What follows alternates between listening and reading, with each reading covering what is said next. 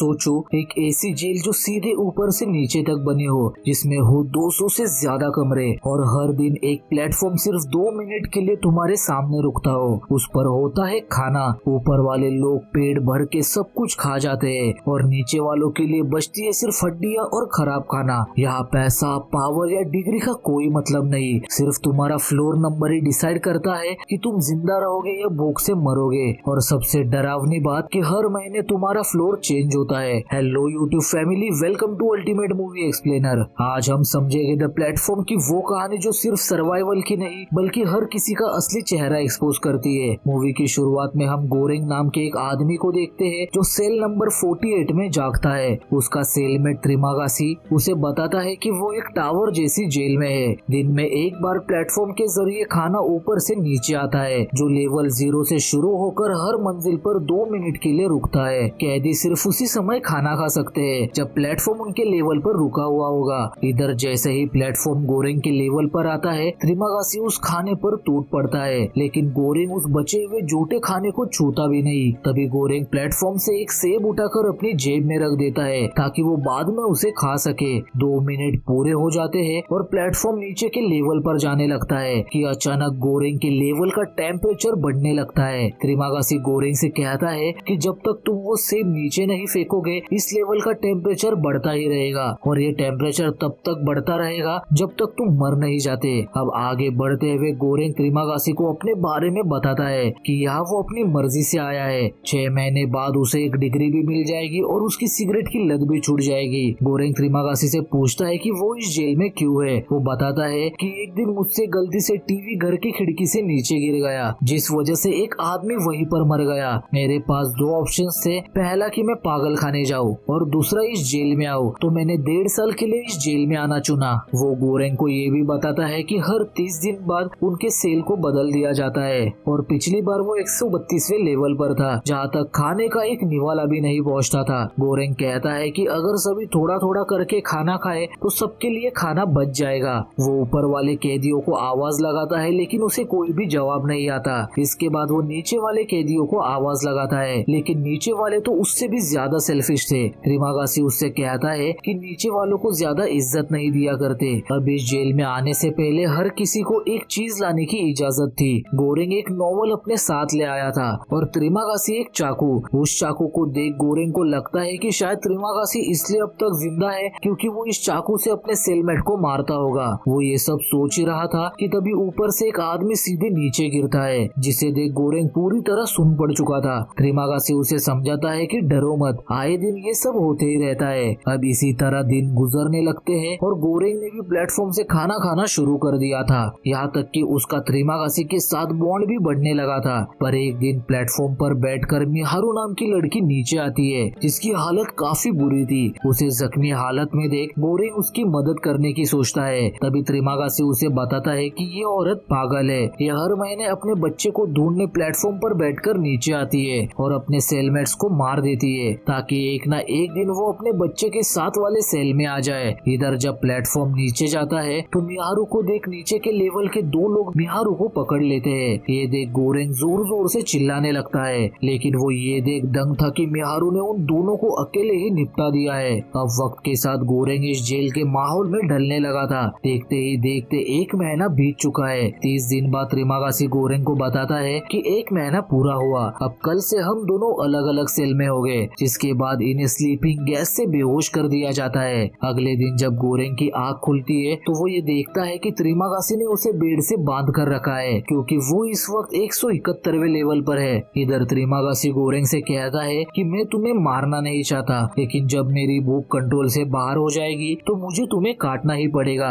अब इसी तरह अगले 8 दिन वो उसे कुछ नहीं करता, लेकिन जैसे ही प्लेटफॉर्म उनके लेवल पर आता है, खाली बर्तनों के अलावा प्लेटफॉर्म पर कुछ भी नहीं था। ये देख त्रिमागासी फैसला करता है कि अब उसे गोरेंग को काटना ही होगा, लेकिन वो उसे जान से नहीं मारता, क्योंकि वो जानता था कि अगर गोरेंग मर गया तो उसकी बॉडी सड़ने लगेगी, फिर उसके मांस को वो खा नहीं सकता। वो जैसे ही गोरेंग के पैर पर चीरा लगाकर मांस का एक टुकड़ा काटता है, पीछे से मिहारू आकर त्रिमागासी के सर पर बोतल फोड़कर उसी के चाकू से उसका गला काट देती है। मिहारू जैसे ही गोरेंग को आजाद करती है, गोरेंग पागलों की तरह त्रिमागासी में चाकू घोप घोप कर उसे वही मार देता है, जिसके बाद वो वहीं पर बेहोश हो जाता है। अगली पल जब उसकी आंखें खुलती है तो वो देखता है कि मिहारू ने उसके जख्म को कपड़े से बांध दिया है और वो त्रिमागासी के दिल को निकाल कर खा रही है। वो गोरेंग को भी दिल का टुकड़ा खिलाती है। वो खाना तो नहीं चाहता था लेकिन भूख के कारण उसे इंसानी मांस खाना पड़ता है। जिसके बाद गोरेंग मिहारू को उसके बच्चे के बारे में पूछता है, लेकिन मिहारू बिना कुछ कहे प्लेटफॉर्म पर बैठ के वहाँ से नीचे चली जाती है। इसके बाद से अकेले पढ़ने और त्रिमागासी का मांस खाने के कारण गोरेंग को उसके हेलुसिनेशंस होने लगे थे। अब 30 दिन ऐसे ही वो इंसानी मांस पर ही जिंदा था। 30 दिन के बाद जब उसकी आँख खुलती है तो उसके पास एक कुत्ता था जो उसे चाट रहा था। वो जैसे ही उस कुत्ते को हटाकर सेल नंबर को देखता है तो उसे थोड़ी राहत मिलती है, क्योंकि इस बार वो 33वें लेवल के सेल में था और यहाँ उसकी सेलमेट एक औरत थी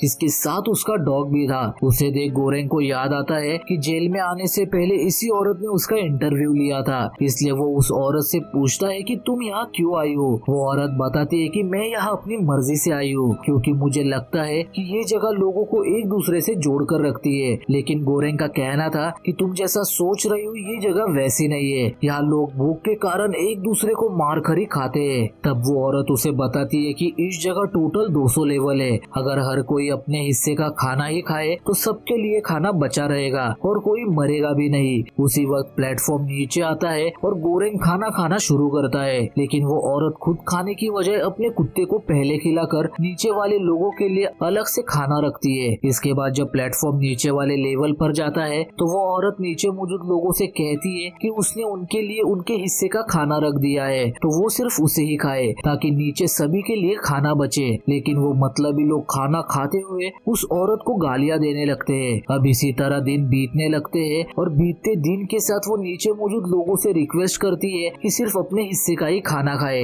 लेकिन कोई भी उसकी बात नहीं सुनता। परेशान होकर गोरेंग गुस्से में नीचे वाले लोगों से कहता है कि अगर उन लोगों ने खाना नहीं बचाया तो अब से वो हर रोज उनके खाने पर पॉटी करेगा। ये सुनते ही नीचे वाले लोग शांत हो जाते हैं। तब गोरेंग उनसे कहता है कि ये बात नीचे वाले लोगों को भी बता देना। अब इसी तरह 15 दिन बीत जाते हैं और एक दिन प्लेटफॉर्म पर बेहोश पड़ी मिहारू नीचे आती है, जिसकी हालत काफी बुरी थी। गोरेंग फौरन उसे उठाकर बेड पर लेटाता है। वही प्लेटफॉर्म जैसे ही नीचे जाता है उस लेवल का टेम्परेचर अपने आप ही गिरने लगता है, क्योंकि उस औरत के कुत्ते ने प्लेटफॉर्म से चिकन का एक पीस उठा लिया था। गोरेंग फौरन उस डॉग से चिकन का पीस छीनकर नीचे फेंक देता है, जिसके बाद लेवल का टेम्परेचर नॉर्मल हो जाता है। अगले दिन मिहारू ठीक होने के बाद वापस उस प्लेटफॉर्म के जरिए नीचे चली जाती है। इधर गोरेंग उस औरत को मिहारू की कहानी बताता है कि वो अपने बच्चे को ढूंढते ढूंढते इतनी पागल हो गई है कि वो हर रोज उसे ढूंढने नीचे जाती रहती है। तब वो औरत उसे बताती है कि जेल में 16 साल से कम वाला कोई भी नहीं है। मिहारू का यहाँ कोई भी बच्चा नहीं है, क्योंकि 10 महीने पहले उसी ने उसका इंटरव्यू लिया था। उसके ना ही तो माँ बाप है और ना ही कोई बच्चा। वो एक फेल्ड एक्ट्रेस थी जो डिप्रेशन में यहाँ अपनी मर्जी से आई थी, पर वो अब यहाँ ऐसे बच्चे को ढूंढ रहे हैं जो है ही नहीं। यहाँ प्लेटफॉर्म जैसे ही नीचे के लेवल पर पहुँचता है मिहारू नीचे मौजूद दोनों लोगों को चाकू से मार देती है। ये देख गोरेंग को समझ नहीं आ रहा था कि वो किसकी बात पर विश्वास करे, इस औरत की बात पर या त्रिमागासी जो मिहारू की कहानी बताई थी उस पर। उस औरत को अब इतना तो पता चल चुका था कि ये जगह किसी नर्क से कम नहीं है। वो आज तक अनजान थी कि वो 8 सालों से लोगों को इस नर्क में भेज रही है, लेकिन उसे इस बात से कोई भी फर्क नहीं पड़ता, क्योंकि वो कैंसर की लास्ट स्टेज पर है और किसी भी वक्त मर सकती है। और इसी तरह ये महीना भी बीत जाता है। यहाँ जब गोरेंग की आँख खुलती है तो वो 202 लेवल के सेल में था। ये देख उस औरत ने पहले ही खुदकुशी कर ली थी, क्योंकि उसके मुताबिक यहाँ सिर्फ 200 लेवल थे, लेकिन यहाँ तो नीचे और भी कई सारे लेवल थे। उस औरत की लाश देख गोरेंग को काफी दुख होता है। तभी उसे त्रिमागासी और उस औरत के हेलुसिनेशंस होने लगते हैं, जहाँ वो औरत उससे कहती है कि उसने उसी के लिए खुदकुशी की है ताकि वो उसकी लाश को खाकर आराम से 1 महीना निकाल सके। पर गोरेंग ऐसा नहीं कर सकता था। वो दिन गिनते हुए भूख मारने की कोशिश करता है, यहाँ तक कि जब उसे भूख लगती है वो पेपर खाकर अपनी भूख शांत करता है। इसके बावजूद भी उसकी भूख नहीं मिटती। तभी मजबूरन उसे उस औरत को काटकर खाना ही पड़ता है और ऐसे ही वो 30 दिन निकालता है। वहाँ अगले महीने जब गोरेंग की आँख खुलती है तो वो 6वें लेवल के सेल में था, जिसके साथ एक डॉन था जिसका नाम था भरत। उसके पास एक रस्सी थी और वो ऊपर वाले लोगों को आवाज लगा रहा था कि वो लोग उसे रस्सी से ऊपर खींचने में मदद करे। वो लोग उसकी मदद तो करते हैं, लेकिन बीच रास्ते में आकर वो लड़की कुछ ऐसी गंदी हरकत करती है जिससे भरत वापस नीचे गिरता है। इससे पहले कि वो मौत मौत के मुंह में चला जाता, गोरेंग उसे बचा लेता है। यहाँ रात में गोरेंग को फिर से उस औरत और त्रिमागासी के हेलुसिनेशंस होने लगते हैं, जिनकी बातों से वो फैसला करता है कि अब उसे ही इस जगह पर बदलाव लाने होंगे। वो भरत से कहता है कि वो उसके नीचे जाने में मदद करे। अगर वो दोनों नीचे आखिरी लेवल तक पहुंच गए तो वो प्लेटफॉर्म पर बैठकर गोली की तरह ऊपर जाकर यहाँ से बाहर निकल पाएंगे। भरत कहता है कि लेकिन हमें तो पता ही नहीं है कि यहाँ आखिर कितने लेवल से। गोरेंग उसे बताता है कि पिछली बार मैं 202 लेवल पर था और प्लेटफॉर्म के हर लेवल पर रुकने का हिसाब लगाने के बाद मुझे लगता है कि यहाँ लगभग 250 लेवल्स हो गए और अगर हम आखिरी लेवल तक खाना पहुँचाते हैं तो वो लोग यहाँ से बच निकलेंगे। भरत उसकी बात मान जाता है और बेड को तोड़कर अपने लिए लोहे का डंडा निकाल लेते हैं, क्योंकि उन्हें पता था कि नीचे भूख प्यास से तड़प रहे लोग दरिंदे बन चुके हैं। वो दोनों प्लेटफॉर्म पर चढ़कर नीचे जाने लगते हैं और जिन्होंने भी पिछले दिन खाना खाया था उन्हें खाना दिए बगैर ही नीचे जाना कंटिन्यू रखते हैं। नीचे आते वक्त उन्हें भरत का पुराना साथी मिलता है जो उसका सीनियर भी था। वो भरत से पूछता है कि वो ये क्या कर रहे हैं। भरत बताता है कि वो खाने को नीचे के लेवल तक पहुंचाने जा रहे हैं ताकि वो यहाँ से निकल सके। वो आदमी उन दोनों की बातों से काफी प्रभावित होता है। वो उनसे कहता है कि तुम ऐसे लोगों को डराकर उनका खाना नहीं छीन सकते, पहले तुम उन्हें अपनी बात समझाओ और अगर बात नहीं बनती फिर तुम्हें जो करना है वो करो। वो कहता है कि अब से तुम्हारा एक ही काम है, पेनाकोटा नाम की इस फेमस डिश को आखिर तक पहुंचाना। तुम जब ये नीचे वालों के पास लेकर पहुंचोगे तो तुम उनकी उम्मीद बन जाओगे। इसके बाद ये दोनों नीचे जाना जारी रखते हैं। वो नीचे वालों को अपनी बात समझाने की कोशिश करते हैं और जो कोई उनकी बात नहीं मानता वो उनका सर फोड़ देते हैं। 50वें लेवल पर पहुंचने के बाद ये लोगों को खाना देना शुरू करते हैं जिन्हें खाना मिलने की कोई उम्मीद नहीं थी और नीचे आते वक्त वो और ज्यादा चौकन्ने हो जाते हैं, क्योंकि नीचे अब लोग भूख के कारण मरे पड़े थे। किसी ने खुदकुशी कर ली थी तो कोई अपने सेलमेट को ही काट कर खा रहा था। ये लोग जब और नीचे आते हैं तो दो लोग निहारू को पकड़कर उसे काटने की कोशिश कर रहे थे। ये देख भरत और गोरेंग उनसे लड़ने लगते हैं, लेकिन उनमें से एक के पास तलवार थी जो भरत पर वार करता है, लेकिन भरत जैसे तैसे उसे मार गिराता है और उसी के तलवार से उसके दूसरे साथी की गर्दन उड़ा देता है। वो देखते हैं कि निहारू ने भी अब अपना दम तोड़ दिया है। वो दोनों उसी जख्मी हालत में प्लेटफॉर्म पर बैठकर नीचे आने लगते हैं और ऐसा ही करते हुए वो दोनों 333वें लेवल के सेल में आते हैं, जहाँ उन्हें एक छोटी बच्ची मिलती है जिसे देख गोरेंग को लगता है कि ये निहारू की बच्ची होगी।